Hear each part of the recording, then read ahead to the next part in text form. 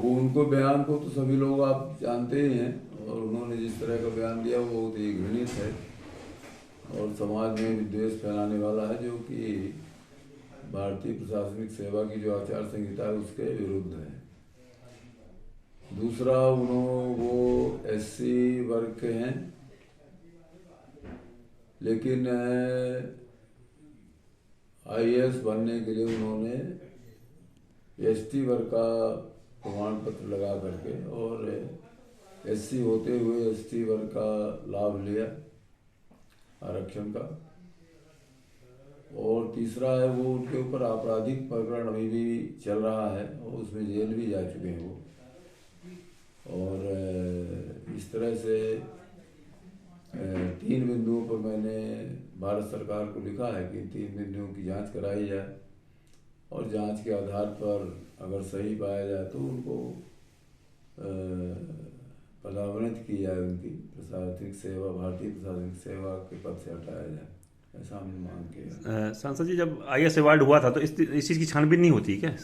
अब होती है, उस समय साल 12 में इनको अवार्ड हुआ है, तो केंद्र सरकार का उस समय का जो कुछ रहा होगा, उन्होंने किया, कैसे किया, क्या किया, अब वो तो उस समय की परिस्थिति जैसी भी रही हो, मैं किसी के ऊपर आरोप नहीं लगाता, परंतु छानबीन अगर की गई होती तो ये परिस्थिति सामने ना आती।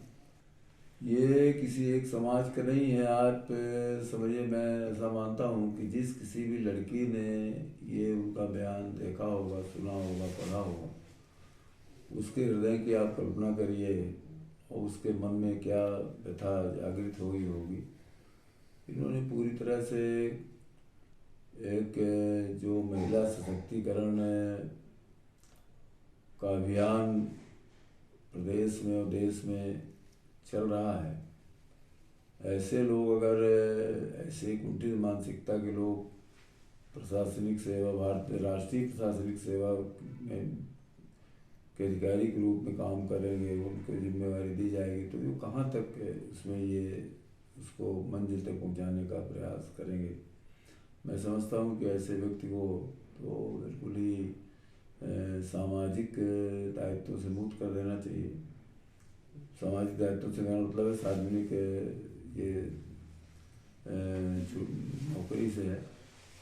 तो ऐसे लोगों के लिए तो समाज में इस तरह के प्रशासनिक कार्यों में कतई कहीं स्थान नहीं है। और वो अब मैंने जो चीज़ वो बोल रहे हैं वो अप्रत्यक्ष रूप से अनुसूचित जाति के लोगों का भी नुकसान करे। वो कहते हैं आरक्षण हम खत्म कर देंगे, आरक्षण खत्म हो जाएगा। एक आदमी के संबंधों से आरक्षण खत्म होगा? से राष्ट्रीय संविधान सभा ने बनाया है, संविधान में जिन चीज़ों का प्रावधान है उसे एक आदमी खत्म करने का ठेका ले रहा है। इससे उनकी मानसिकता का पता लगता है किस मानसिकता के वो आदमी हैं, और ऐसी मानसिकता वाले व्यक्ति को तो कतई जगह होनी ही नहीं चाहिए।